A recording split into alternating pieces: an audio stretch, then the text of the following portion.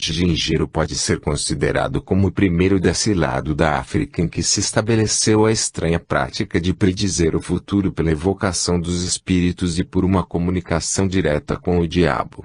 O rei de Gingiro achou que devia deixar passar 8 dias antes de receber, em audiência, o embaixador e seu companheiro, o jesuíta Fernandes. Em consequência, no 9º dia eles obtiveram a permissão de se dirigirem à corte, onde chegaram na mesma tarde. Nada se faz no país de Gingiro sem o concurso da magia. Por aí se vê o quanto a razão humana se acha degradada a algumas léguas de distância. Que não nos venham mais dizer que essa fraqueza deva ser atribuída à ignorância ou ao calor ali reinantes. Porque um clima quente induziria os homens a se tornarem feiticeiros, de preferência um clima frio. Porque a ignorância estende o poder do homem, a ponto de fazê-lo transpor os limites da inteligência comum e dar-lhe a faculdade de corresponder-se com uma nova ordem de seres habitantes de um outro mundo. Os etíopes, que cercam quase toda a Abissínia, são mais negros que os gingirianos. Seu país é mais quente e, como estes, são indígenas nos lugares que habitam, desde o princípio dos séculos. Entretanto, não adoram o diabo, nem com ele pretendem estabelecer qualquer comunicação, não sacrificam homens em seus altares. Finalmente, entre eles não se encontra traço algum dessa revoltante atrocidade. Nas regiões da África que se comunicam diretamente com o mar, o comércio de escravos é uma prática que ocorre desde os séculos mais recuados, mas o rei de Gingiro, cujos domínios se acham encerrados quase no centro do continente, sacrifica ao diabo os escravos que não pode vender ao homem.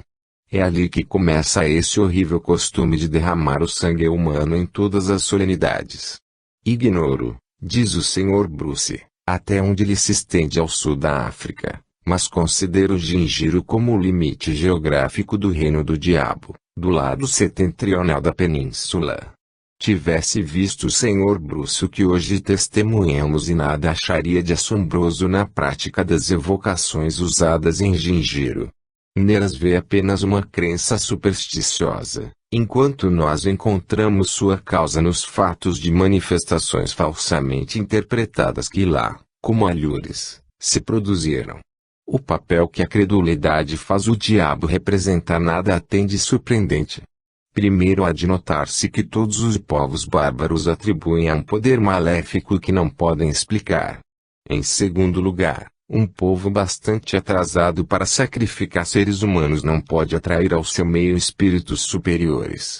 A natureza dos que o visitam não pode, pois, senão confirmá-lo em sua crença. Além disso, é preciso considerar que os povos dessa parte da África han conservado um grande número de tradições judaicas, mescladas mais tarde a algumas ideias rudimentares do cristianismo, fonte na qual, em consequência de sua ignorância, sorveram a doutrina do diabo e dos demônios. Ano 1, maio de 1858, número 5. Teoria das manifestações físicas. Primeiro artigo. Concebe-se facilmente a influência moral dos espíritos e as relações que possam ter com nossa alma, ou com o espírito em nós encarnado. Compreende-se que dois seres da mesma natureza possam comunicar-se pelo pensamento, que é um de seus atributos, sem o auxílio dos órgãos da palavra. Porém, mais difícil de compreender são os efeitos materiais que eles podem produzir, tais como ruídos, movimentos de corpos sólidos e aparições, sobretudo as tangíveis. Vamos tentar dar explicação, segundo os próprios espíritos e conforme a observação dos fatos. A ideia que fazemos da natureza dos espíritos torna, à primeira vista, incompreensíveis esses fenômenos.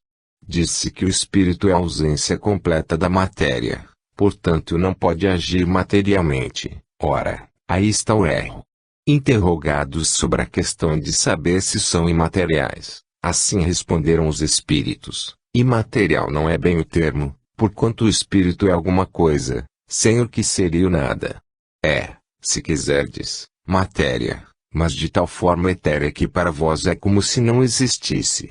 Assim, o espírito não é, como alguns pensam, uma abstração, é um ser, mas cuja natureza íntima escapa totalmente aos nossos sentidos grosseiros. Encarnada no corpo, o espírito constitui a alma. Quando deixa com a morte, não sai despojado de todo o envoltório. Dizem-nos todos que conservam a forma que tinham quando vivos e, de fato, quando nos aparecem, geralmente é sob aquela porque os conhecemos na terra. Observemo-los atentamente no momento em que acabam de deixar a vida, acham-se em estado de perturbação, ao seu redor tudo é confuso, veem seu corpo são e mutilado, segundo o gênero de morte, por outro lado, veem-se e sentem-se vivos, alguma coisa lhes diz que aquele é o seu corpo e não compreendem porque deles estão separados, o laço que os unia, pois, não está ainda completamente rompido. Dissipado esse primeiro momento de perturbação, o corpo torna-se para eles uma roupa velha, da qual se despojaram e que não lamentam, mas continuam a se ver em sua forma primitiva. Ora, isto não é um sistema, é o resultado das observações feitas com inúmeros sensitivos. Que se reportem agora ao que narramos de certas manifestações produzidas pelo Sr. Home e outros médiuns desse gênero. Aparecem mãos, que têm todas as propriedades de mãos vivas, que tocamos, que nos seguram e que se esvanecem repentinamente. Que devemos concluir disso? Que a alma não deixa tudo no caixão e que leva alguma coisa consigo. Assim, haveria em nós duas espécies de matéria, uma grosseira, que constitui o envoltório externo, a outra sutil e indestrutível. A morte e a destruição, ou melhor, a desagregação da primeira, daquela que a alma abandona, a outra se libera e segue a alma que, dessa maneira, continua tendo sempre um envoltório, é o que chamamos perispírito. Essa matéria sutil, extraída por assim dizer de todas as partes do corpo ao qual estava ligada durante a vida, dele conserva a forma, eis porque os espíritos se veem e porque nos aparecem tais quais eram quando vivos. Mas essa matéria sutil não tem a tenacidade nem a rigidez da matéria compacta do corpo. É, se assim nos podemos exprimir, flexível e expansível, por isso a forma que toma, embora calcada sobre a do corpo, não é absoluta, dobra-se à vontade do espírito, que pode dar-lhe tal ou qual aparência, à sua vontade, ao passo que o envoltório sólido oferece-lhe uma resistência insuperável. Desembaraçado desse entrave que o comprimia, o perispírito dilata-se ou se contrai, transforma-se, presta-se a todas as metamorfoses, segundo a vontade que atua sobre ele.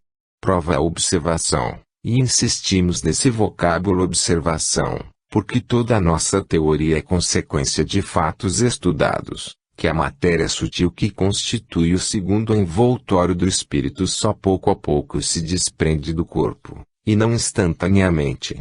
Assim, os laços que unem a alma e o corpo não são subitamente rompidos pela morte.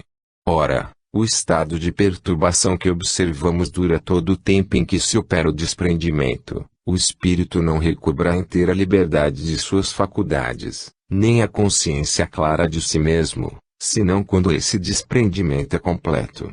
A experiência prova ainda que a duração desse desprendimento varia segundo os indivíduos. Em alguns se opera em 3 ou 4 dias, enquanto em outros somente se completa ao cabo de vários meses. Assim, a destruição do corpo e a decomposição pútrida não bastam para operar a separação. Eis porque certos espíritos dizem, sinto os vermes a me roerem. Em algumas pessoas a separação começa antes da morte, são as que em vida se elevaram, pelo pensamento e pela pureza de seus sentimentos, bem acima das coisas materiais. Nelas a morte encontra apenas fracos liames entre a alma e o corpo, e que se rompem quase instantaneamente. Quanto mais o homem viveu materialmente, quanto mais seus pensamentos foram absorvidos nos prazeres e nas preocupações da personalidade, tanto mais tenazes são esses laços. Parece que a matéria sutil se identifica com a matéria compacta e que entre elas haja coesão molecular, daí porque não se separam senão lenta e dificilmente. Nos primeiros instantes que se seguem à morte, Quando ainda existe união entre o corpo e o perispírito, conserva este muito melhor a impressão da forma corpórea, da qual reflete, por assim dizer, todos os matizes e, mesmo, todos os acidentes. Eis porque um supliciado nos dizia, poucos dias após a sua execução: se pudesses ver-me, ver-me-eis com a cabeça separada do tronco. Um homem que morreu assassinado, nos dizia: vede a ferida que me fizeram no coração. Acreditava que poderíamos vê-lo. Essas considerações levaram-nos a examinar a interessante questão da sensação dos espíritos e de seus sofrimentos. Falo-emos em outro artigo, limitando-nos aqui ao estudo das manifestações físicas. Imaginemos, pois, o espírito revestido de seu envoltório semimaterial, o perispírito, tendo a forma ou aparência que possuía quando encarnado. Alguns até se servem dessa expressão para se designarem. Dizem: minha aparência está em tal lugar. Evidentemente, estão aí os manes dos antigos. A matéria desse envoltório é bastante sutil para escapar à nossa vista, em seu estado normal, mas nem por isso deixa de ser visível. Nós a percebemos, primeiro, pelos olhos da alma, nas visões produzidas durante os sonhos, porém, não é disso que vamos nos ocupar. Essa matéria eterizada é passível de modificações, e o próprio espírito pode fazê-la sofrer uma espécie de condensação que a torna perceptível aos olhos materiais. É o que acontece nas aparições vaporosas. A sutileza dessa matéria permite-lhe atravessar os corpos sólidos, razão por que tais aparições não encontram obstáculos e por que tantas vezes se desvanecem através das paredes. A condensação pode chegar a ponto de produzir a resistência à tangibilidade. É o caso das mãos que podemos ver e tocar, mas essa condensação, única palavra de que nos podemos servir para exprimir o nosso pensamento, embora a expressão não seja perfeitamente exata, essa condensação, dizíamos, ou melhor, essa solidificação da matéria eterizada é apenas temporária ou acidental, visto não se encontrar em seu estado normal.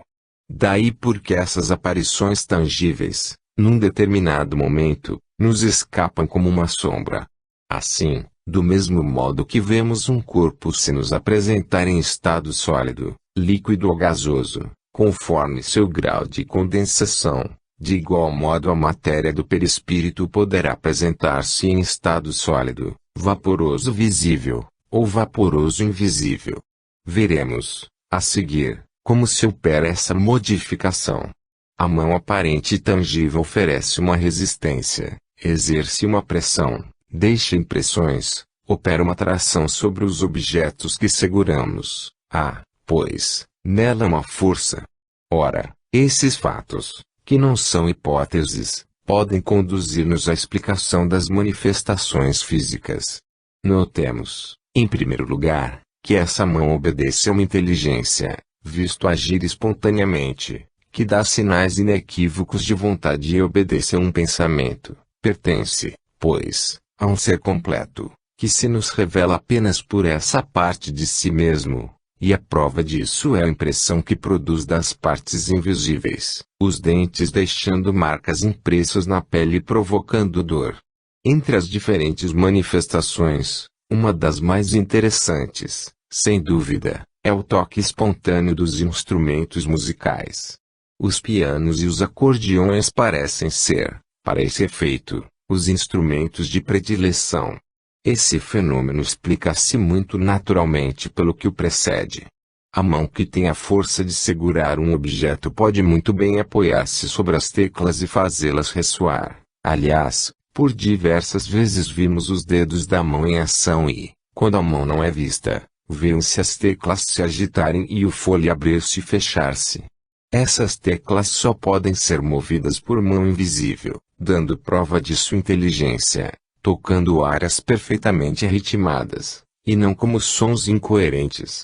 Uma vez que essa mão pode enfiar-nos as unhas na carne, beliscar-nos, arrebatar aquilo que temos na mão, desde que havemos apanhar e transportar um objeto, como faríamos nós mesmos, pode muito bem dar pancadas, levantar e derrubar uma mesa, agitar uma campainha, puxar cortinas e, até mesmo, dar-nos uma bofetada invisível. Sem dúvida perguntarão como pode essa manter a mesma força, tanto no estado vaporoso invisível quanto no estado tangível. E por que não? Não vemos o ar derrubar edifícios, o gás lançar projéteis, a eletricidade transmitir sinais e o fluido do ímã levantar massas. Porque a matéria eterizada do perispírito seria menos poderosa. Não a queiramos submeter às nossas experiências de laboratório e às nossas fórmulas algébricas, sobretudo por havermos tomado os gases como termo de comparação. Não lhes vamos atribuir propriedades idênticas, nem computar suas forças como calculamos a do vapor. Até o momento ela escapa a todos os nossos instrumentos. É uma nova ordem de ideias que está fora da alçada das ciências exatas. Eis porque essas ciências não nos oferecem aptidão especial para as apreciar. Demos essa teoria do movimento dos corpos sólidos sob influência dos espíritos, somente para mostrar a questão sob todas as faces e provar que, sem nos afastarmos muito das ideias preconcebidas, podemos dar-nos conta da ação dos espíritos sobre a matéria, mas outra há, de elevado alcance filosófico, dada pelos próprios espíritos, e que lança sobre essa questão uma luz inteiramente nova. Compreendê-la-emos melhor depois de havermos lido. Aliás, é útil conhecer todos os sistemas, a fim de se poder compará-los. Resta, pois, explicar agora como se opera essa modificação da substância eterizada do perispírito, por que processo o espírito opera e, em consequência, qual o papel dos médiuns de efeitos físicos na produção desses fenômenos, aquilo que neles se passa em tais circunstâncias, a causa e a natureza de suas faculdades, etc. É o que faremos no próximo artigo. O espírito batedor de Berzaber.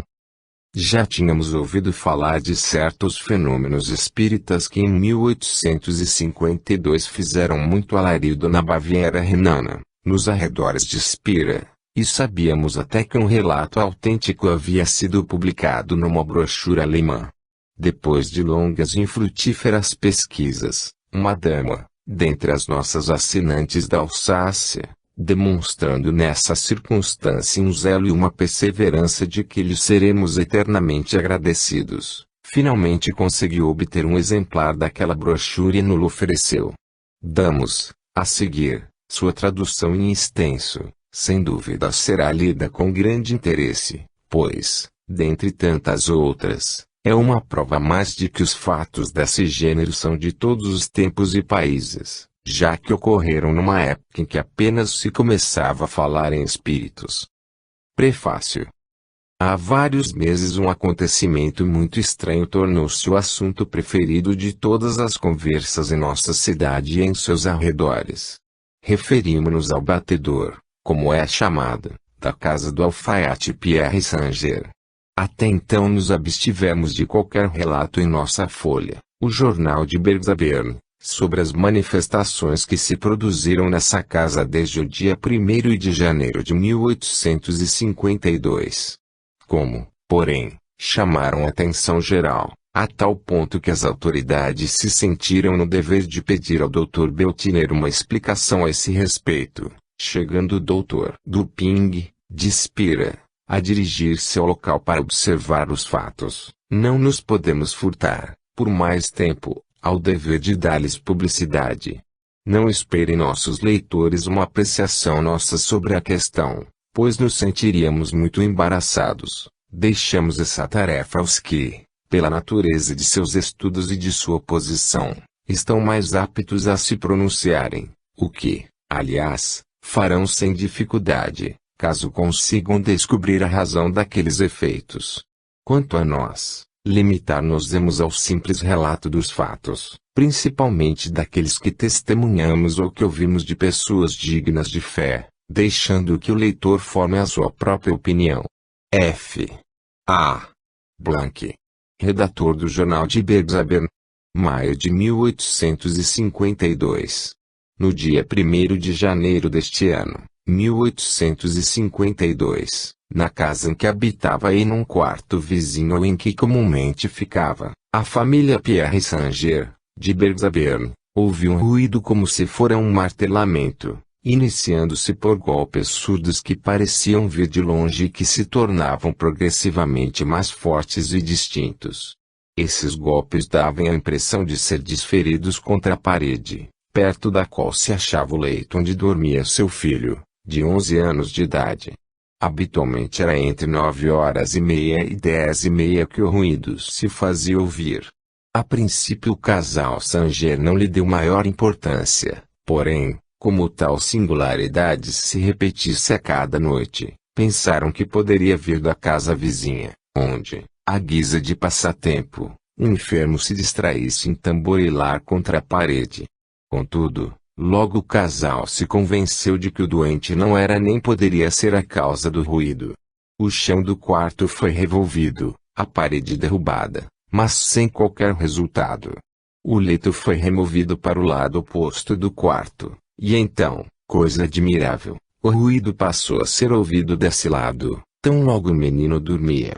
Estava muito claro que de alguma forma a criança tomava parte na manifestação daquele ruído. Como as pesquisas da polícia nada descobriram, começou-se a pensar que o fenômeno pudesse ser atribuído a uma doença do garoto ou a uma particularidade de sua conformação. Contudo, nada até agora veio confirmar essa hipótese. É ainda um enigma para os médicos. Com o passar do tempo, a coisa não fez senão desenvolver-se, o ruído se prolongou além de 1 hora, e as batidas tinham mais força. A criança foi trocada de quarto e de leito, mas o batedor se manifestou nesse outro quarto, sob a cama, na cama e na parede. As batidas não eram idênticas, ora eram fortes, ora fracas e isoladas, ora, enfim, sucedendo-se rapidamente e seguindo o ritmo das marchas militares e dos bailados. O garoto ocupava, desde alguns dias, o quarto acima mencionado quando notaram, durante o sono, que ele emitia palavras curtas e incoerentes. Logo se tornaram mais distintas e mais inteligíveis. Dir-se-ia que a criança conversava com outra pessoa, sobre a qual tinha autoridade. Entre os fatos que diariamente se produziam, o autor desta brochura narrará um, do qual foi testemunha. Achava-se a criança no leito, deitada sobre o lado esquerdo. Tão logo pegou no sono, os golpes começaram, pondo-se ela a falar assim, tu, bate uma marcha. E o batedor batia uma marcha que se assemelhava bastante a uma marcha da Bavária. A ordem de alto, dada pela criança, o batedor parou. Então a criança ordenou, bate 3, 6, 9 vezes, e o batedor executou a ordem.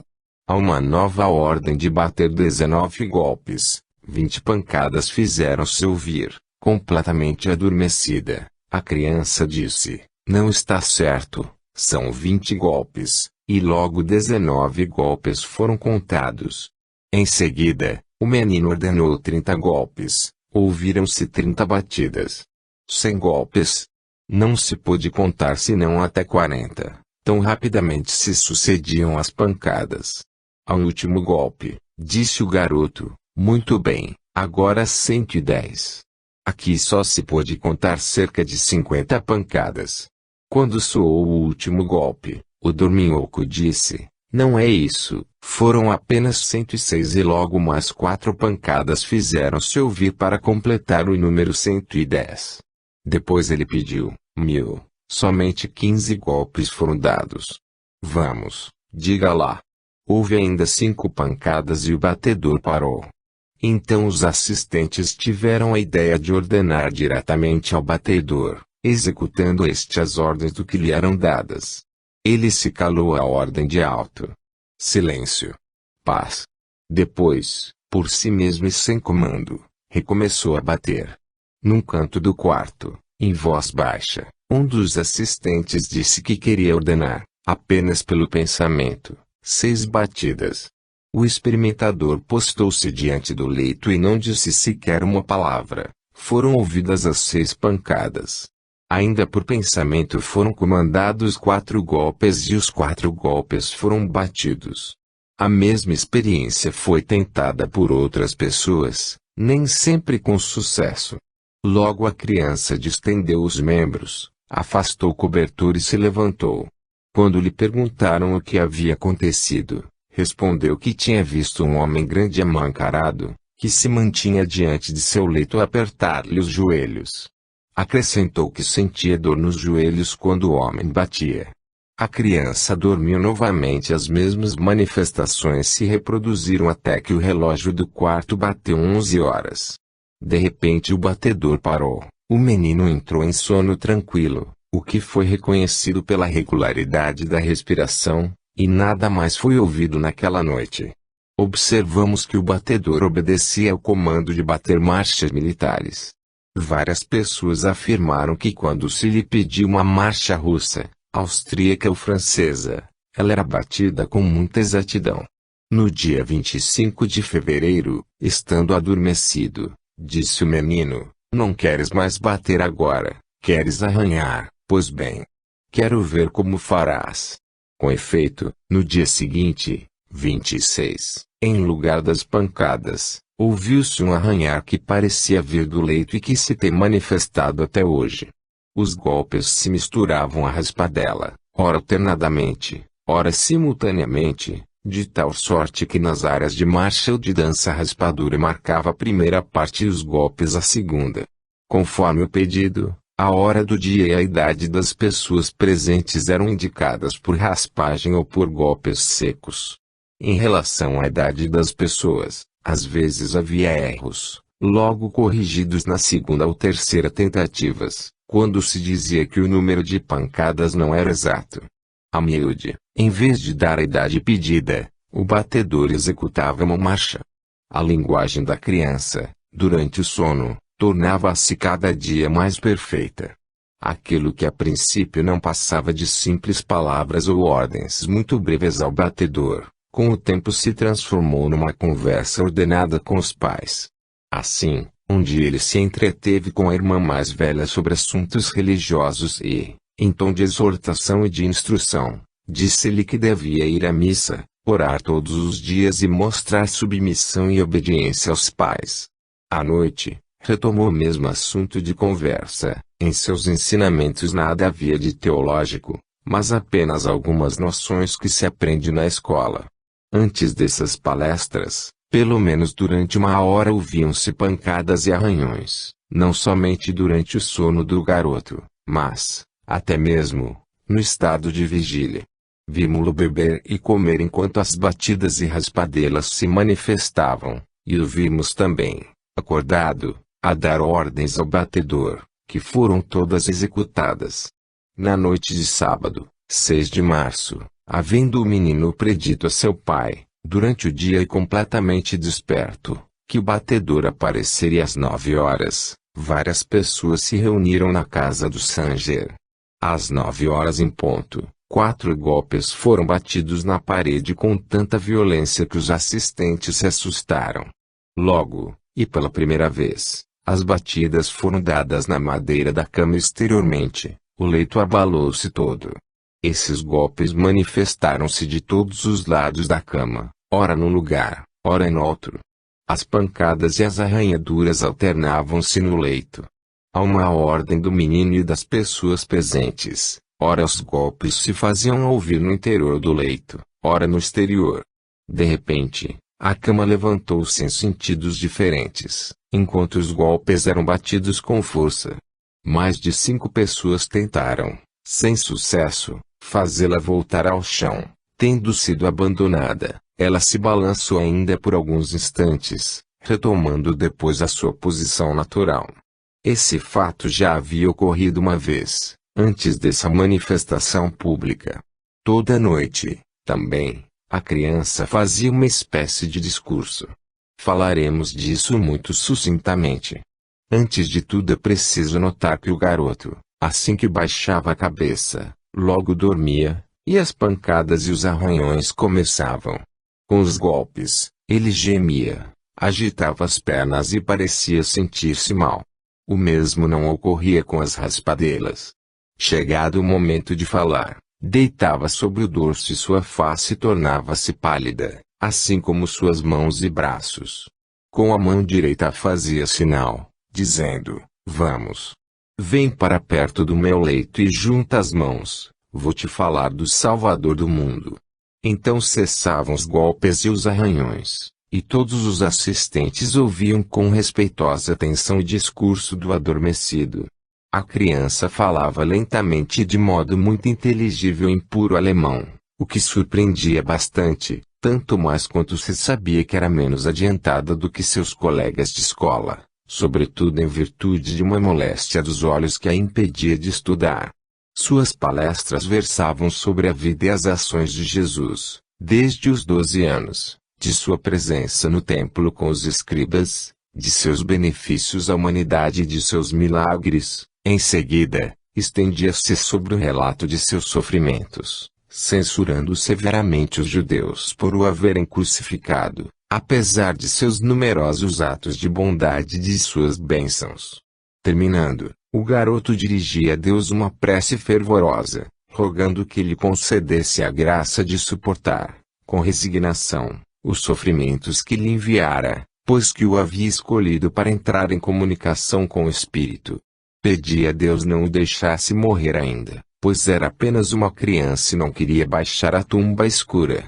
Terminados seus discursos, recitava em voz solene o Pater Noster, após o que dizia: agora podes vir. Imediatamente as batidas e as arranhaduras recomeçavam. Ainda falou 2 vezes ao espírito e, a cada uma delas, o espírito batedor parava. Dizia ainda algumas palavras e terminava assim: agora podes ir embora, em nome de Deus. E despertava. Durante essas conversas os olhos do menino ficavam bem fechados, os lábios, porém, se mexiam. As pessoas que estavam mais próximas do leito podiam observar-lhe os movimentos. A voz era pura e harmoniosa. Ao despertar, perguntavam-lhe o que havia visto e o que se tinha passado. Respondia: o homem que vem me ver, onde está ele? Perto de meu leito, com as outras pessoas. Vistes as outras pessoas? Vi todas que estavam perto de meu leito. Compreende-se facilmente que tais manifestações encontraram muitos incrédulos e que se supôs mesmo que essa história toda não passasse de mistificação, mas o pai era incapaz de charlatanice, sobretudo de um charlatanismo que teria exigido toda a habilidade de um prestidigitador profissional. Ele gozava da reputação de um homem honrado e honesto. Para responder a essas suspeitas e fazê-las cessar, o garoto foi levado para uma casa estranha. Mal lá chegou e as batidas e arranhaduras fizeram-se ouvir. Além disso, alguns dias antes tinha ido com a sua mãe a um pequeno vilarejo chamado Capelle, a cerca de meia légua de distância, a casa da viúva Klein. Ele se disse fatigado, deitaram-no sobre um canapé e logo o mesmo fenômeno se produziu. Várias testemunhas podem confirmar o fato. Embora a criança demonstrasse estar bem de saúde, devia, apesar disso, ser afetada por uma doença que, se não fosse provada pelas manifestações acima relatadas, pelo menos o seria pelos movimentos involuntários dos músculos e dos sobressaltos nervosos. Para terminar, destacamos que há algumas semanas a criança foi conduzida à casa do Dr. Beltner, onde deveria permanecer, a fim de que o sábio pudesse estudar de mais perto os fenômenos em questão. Desde então cessou todo o barulho na casa do Sanger, passando, todavia, a produzir-se na casa do Dr. Beltner. Tais são, em toda a sua autenticidade, os fatos que se passaram. Nós os entregamos ao público sem emitir juízo de valor. Oxalá possam os mais entendidos dar-lhes uma explicação satisfatória. Blank. Considerações sobre o espírito batedor de Belzabé.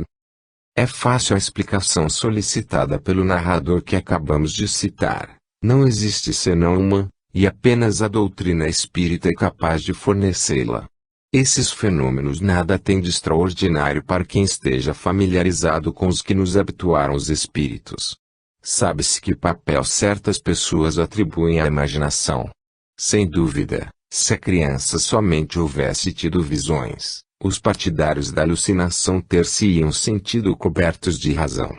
Mas aqui havia efeitos materiais de natureza inequívoca que tiveram um grande número de testemunhas. Seria preciso se imaginasse que todos estivessem alucinados a ponto de pensarem ouvir o que de fato não escutavam e verem a mobília mudando de lugar. Ora, nisso haveria um fenômeno mais extraordinário ainda.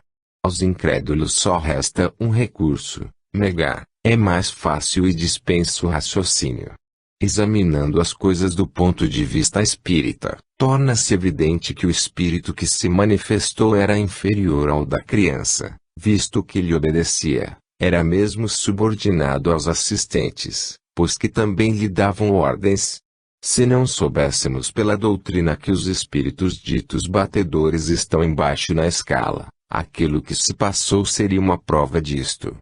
Realmente não se conceberia que um espírito elevado, assim como nossos sábios e filósofos, viesse divertir-se em bater marchas e valsas, numa palavra, a representar o papel de um pelotiqueiro, nem submeter-se aos caprichos dos seres humanos. Mostra-se sob os traços de um homem mal encarado, circunstância que não pode senão corroborar essa opinião. Em geral, a moral se reflete no envoltório. Para nós está, pois, demonstrado que o batedor de Bergzaber é um espírito inferior, da classe dos espíritos levianos, que se manifestou como tantos outros o fizeram e ainda fazem todos os dias. Agora, com que propósito veio? A notícia não diz que haja sido chamado, hoje, que se tem mais experiência sobre essas coisas, não se deixaria vir um visitante tão estranho sem se informar o que ele quer. Portanto, só podemos fazer uma conjectura. É verdade que nada fez que revelasse maldade ou má intenção. Não experimentou o menino nenhum distúrbio, nem físico, nem moral. Só os homens teriam podido perturbar sua moral, ferindo-lhe a imaginação com os contos ridículos, e é muito bom que não o tenham feito. Por muito inferior que fosse esse espírito, não era mau nem malevolente. Simplesmente era um desses espíritos tão numerosos que, sem cessar e sem o sabermos, nos rodeiam. Nessa circunstância pode ter agido por mero capricho, como também o poderia fazer por instigação de espíritos elevados, com vistas a despertar a atenção dos homens e de os convencer da realidade de um poder superior que se encontra fora do mundo corporal. Quanto ao menino, é certo que era um desses médiuns de efeitos físicos, dotados, malgrado seu, dessa faculdade, e que estão para os outros médiuns assim como os sonâmbulos naturais estão para os sonâmbulos magnéticos. Essa faculdade, dirigida por um homem experimentado nessa nova ciência, poderia ter produzido coisas mais extraordinárias ainda, susceptíveis de lançar nova luz sobre esses fenômenos, que não são maravilhosos senão para os que não os compreendem. Ano 1. Junho de 1858, número 6. Teoria das manifestações físicas. Segundo artigo. Rogamos aos nossos leitores obséquio de se reportarem ao primeiro artigo que publicamos acerca desse assunto, sendo este a sua continuação. Seria pouco inteligível se não se tivesse em mente aquele começo. As explicações que demos sobre as manifestações físicas, como dissemos, fundam-se sobre a observação e a dedução lógica dos fatos. Concluímos de acordo com o que vimos. Agora, como se operam, na matéria eterizada, as modificações que vão torná-la perceptível e tangível. Deixemos, primeiro, que falem os espíritos, a quem interrogamos a respeito desse assunto, acrescentando depois os nossos próprios comentários. As respostas seguintes foram dadas pelo Espírito São Luís, concordam com o que nos havia sido dito anteriormente por outros espíritos. 1. Como pode um espírito aparecer com a solidez de um corpo vivo? Resp. Ele combina uma parte do fluido universal com o fluido que o médium libera, próprio a esse efeito. À sua vontade, esse fluido toma a forma que o espírito deseja, mas em geral a forma é impalpável. 2. Qual é a natureza desse fluido? Resp. Fluido, está dito tudo. 3. Esse fluido é material. Resp. semimaterial. 4. É esse fluido que compõe o perispírito. Resp. Sim, é a ligação do espírito à matéria. 5. É esse fluido que dá vida, o princípio vital. Resp. Sempre ele, eu disse ligação. 6. Esse fluido é uma emanação da divindade. Resp. Não. 7. É uma criação da divindade. Resp. Sim, tudo é criado, exceto o próprio Deus. 8. O fluido universal tem alguma relação com o fluido elétrico, do qual conhecemos os efeitos. Resp. Sim, é o seu elemento. 9. A substância etérea que existe entre os planetas é o fluido universal em questão. Resp. Ele envolve os mundos. Sem o princípio vital, nada viveria. Se um homem se elevasse além do envoltório fluídico que circunda os globos, pereceria, porquanto o princípio vital dele se retiraria, para juntar-se à massa. Esse fluido vos anima, ele que respirais.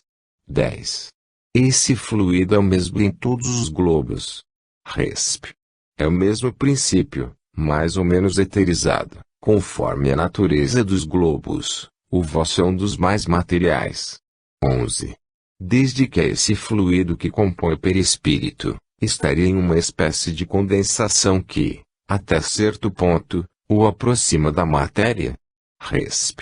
Até um certo ponto, sim, visto não ter suas propriedades, é mais ou menos condensado, conforme os mundos. 12. São os espíritos solidificados que erguem uma mesa? Resp. Essa pergunta não levará ainda ao que desejais. Quando uma mesa se move sob vossas mãos, o espírito evocado por vosso espírito vai aurir, do fluido cósmico universal, aquilo com que haverá de animar essa mesa com uma vida factícia. Os espíritos que produzem tais efeitos são sempre espíritos inferiores, ainda não inteiramente desprendidos de seu fluido ou perispírito.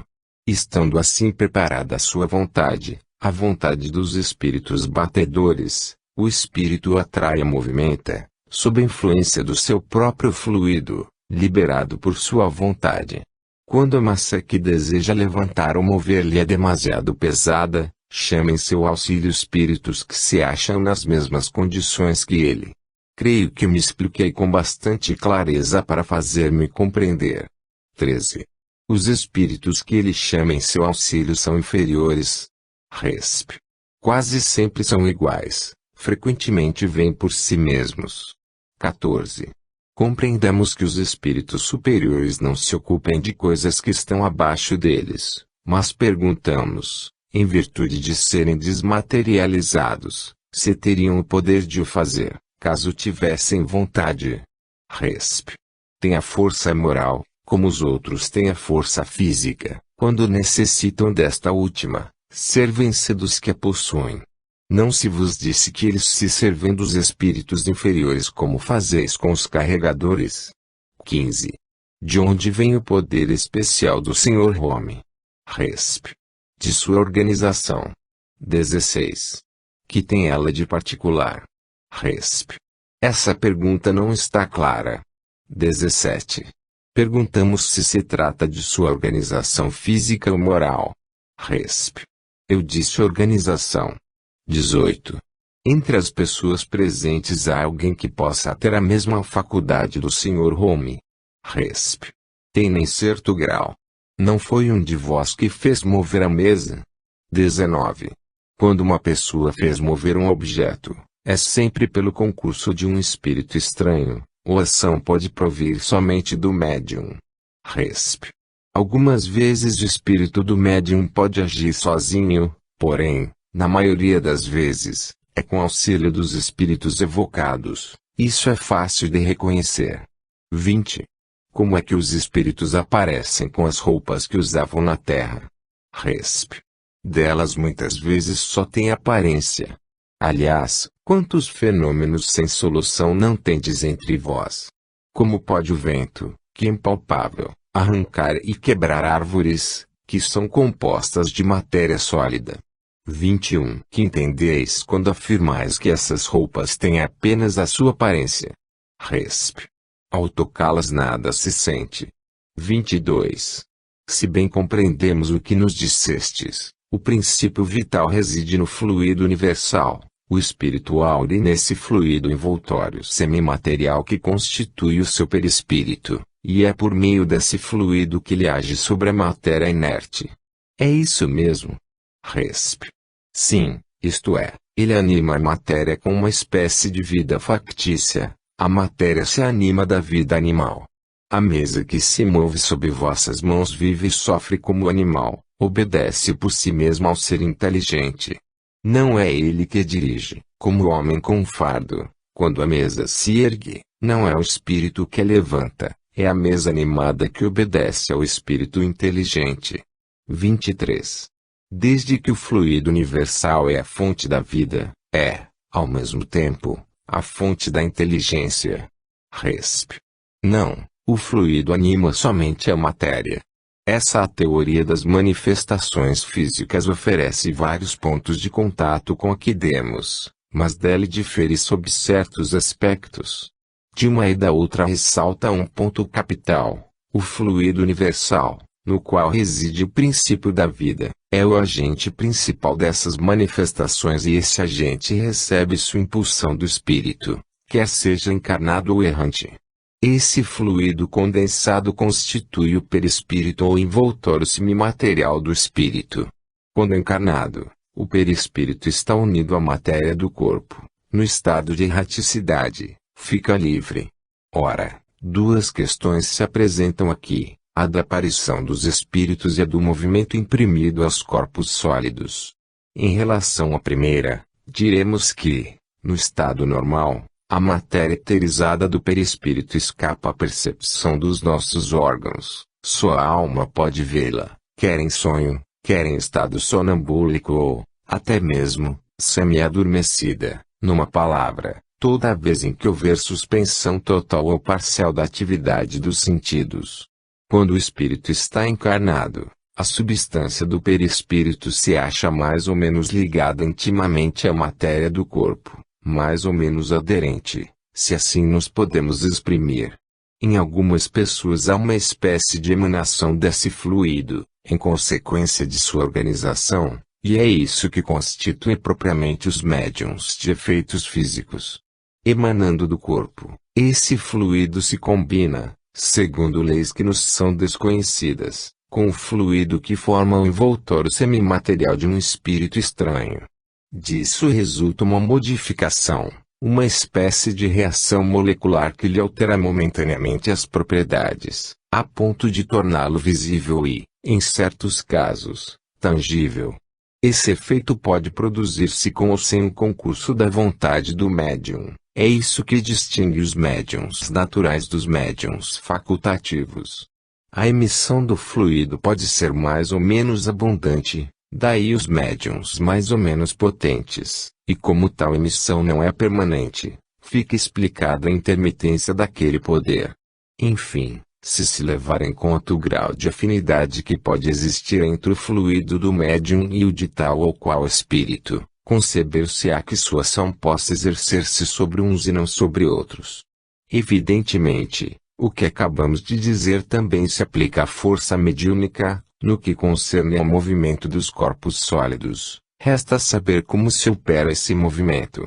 Conforme as respostas que relatamos acima, a questão se apresenta sob uma luz inteiramente nova. Assim, quando um objeto é posto em movimento, erguido ou lançado no ar, não é o espírito que o agarra, empurra e levanta, como faríamos com a mão. Ele, por assim dizer, o satura com seu fluido, combinando-o com o do médium, e o objeto, assim momentaneamente vivificado, age como faria um ser vivo, com a diferença de que, não tendo vontade própria, segue a impulsão da vontade do espírito, tanto podendo essa vontade ser do espírito do médium quanto de um espírito estranho e, algumas vezes, dos dois, agindo de comum acordo, conforme sejam ou não simpáticos.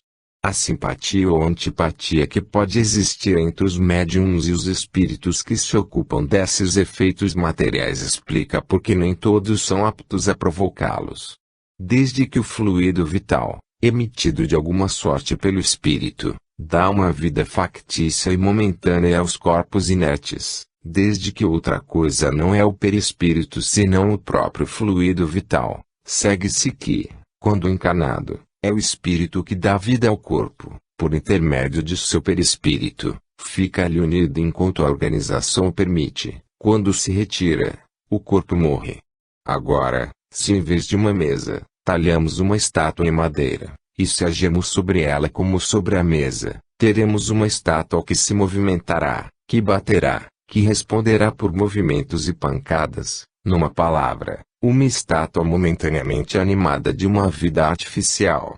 Quanta claridade lança essa teoria sobre uma multidão de fenômenos até aqui inexplicados. Quantas alegorias e efeitos misteriosos ela explica. É toda uma filosofia. O espírito batedor de Beelzebub. Segundo artigo.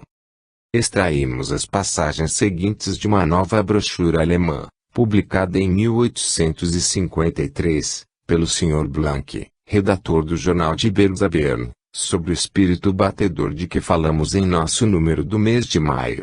Os fenômenos extraordinários ali relatados, cuja autenticidade não poderia ser posta em dúvida, provam que, a esse respeito, nada podemos invejar da América. Notar-se-á, nesse relato, o cuidado minucioso com que os fatos foram observados. Seria desejável que em casos semelhantes se votasse a mesma atenção e a mesma prudência. Sabe-se hoje que os fenômenos desse gênero não resultam de um estado patológico, mas denotam sempre, entre aqueles em que se manifestam, uma excessiva sensibilidade, fácil de ser superexcitada. O estado patológico não é a causa eficiente, mas pode ser-lhe consecutivo. A mania de experimentação, em casos análogos, mais de uma vez causou acidentes graves que não teriam ocorrido se tivesse deixado a natureza agir por si mesma. Em nossa instrução prática sobre as manifestações espíritas, encontram-se os conselhos necessários para esse fim. Sigamos o Sr. Blank em seu relato. Os leitores de nossa brochura, intitulada Os Espíritos Batedores, viram que as manifestações de Philippine Singer têm um caráter enigmático e extraordinário. Relatamos esses fatos maravilhosos desde o seu início até o momento em que a criança foi conduzida ao médico real do cantão. Examinaremos, agora, o que se passou desde aquele dia. Quando a criança deixou a casa do Dr. Bentine para regressar à casa paterna, as batidas e arranhaduras recomeçaram na casa do pai Singer. Até esse momento, e mesmo depois da cura completa da jovem, as manifestações foram mais marcantes e mudaram de natureza.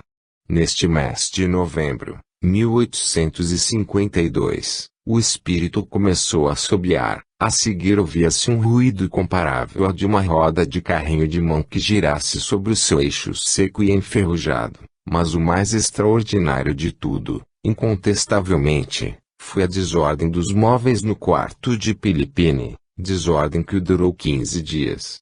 Uma ligeira descrição do lugar parece-me essencial.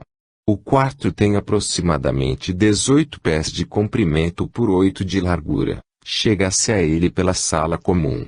A porta que comunica essas duas peças abre-se à direita. O leito da criança estava colocado à direita, no meio havia um armário e, no canto esquerdo, a mesa de trabalho de Singer, na qual foram feitas duas cavidades circulares, cobertas por tampas. Na noite em que começou o tumulto, a senhora Singer e Francisque, sua filha mais velha, estavam sentadas na primeira sala, perto de uma mesa, ocupadas em descascar vagens. De repente uma pequena roda, lançada do quarto de dormir, caiu perto delas. Ficaram tanto mais amedrontadas quanto sabiam que ninguém, além de Philippine, então mergulhada em sono profundo, se encontrava no quarto. Além disso, a rodinha fora lançada do lado esquerdo, embora se achasse na prateleira de um pequeno móvel, colocado à direita. Se houvesse partido do leito, deveria ter alcançado a porta e aí se detido. Tornava-se evidente, portanto, que a criança nada tinha a ver com o caso. Enquanto a família Singer externava sua surpresa sobre o acontecimento, alguma coisa caiu da mesa no chão. Era um pedaço de pano que, antes, estava mergulhado numa bacia cheia de água. Ao lado da rodinha jazia também uma cabeça de cachimbo, havendo a outra metade ficado sobre a mesa. O que tornava a coisa ainda mais incompreensível era que a porta do armário onde estava a pequena roda, antes de ser atirada, achava-se fechada. A água da bacia não estava agitada e nenhuma gota se havia derramado sobre a mesa. De repente a criança, sempre adormecida, grita do leito: "Pai, vá embora." Ele atira. "Saiam. Eles vos atirarão também." Obedeceram a essa ordem, e assim que foram à primeira sala a cabeça do cachimbo foi atirada com muita força, sem que, no entanto, se quebrasse. Uma régua, que Pilipine usava na escola, seguiu o mesmo caminho. O pai, a mãe e sua filha mais velha entreolhavam-se apavorados e, como refletissem sobre o caminho a tomar, uma grande plaina do Sr. Singer e uma grande tora de madeira foram lançadas de sua banca de carpinteiro para o outro quarto.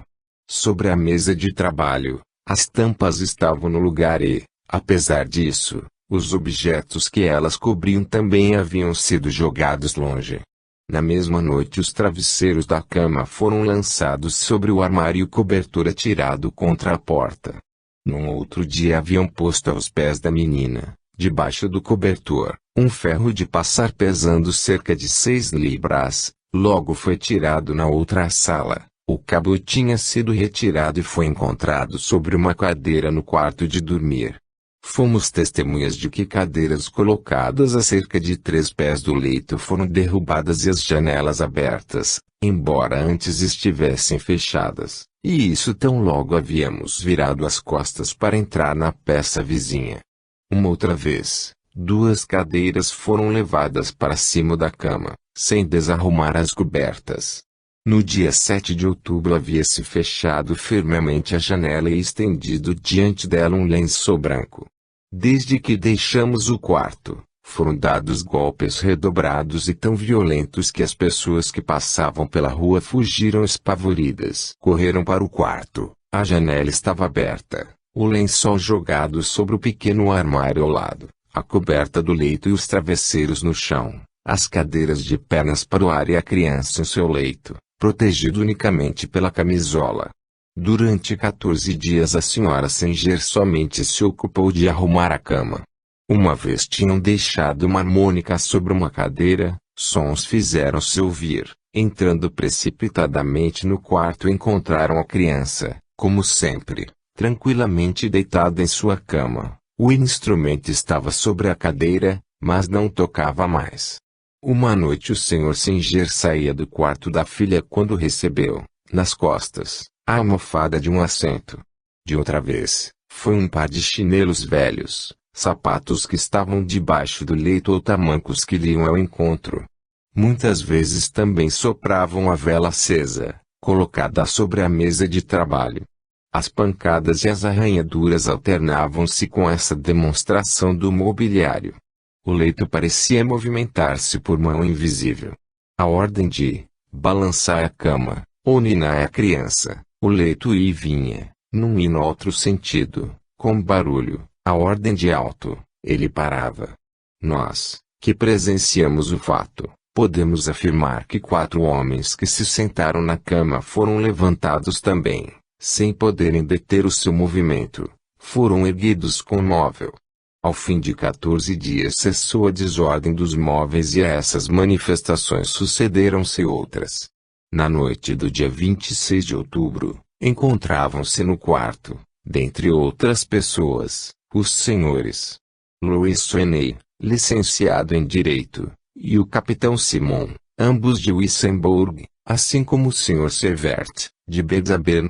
Nesse momento Pilipine Singer encontrava-se mergulhada em sono magnético.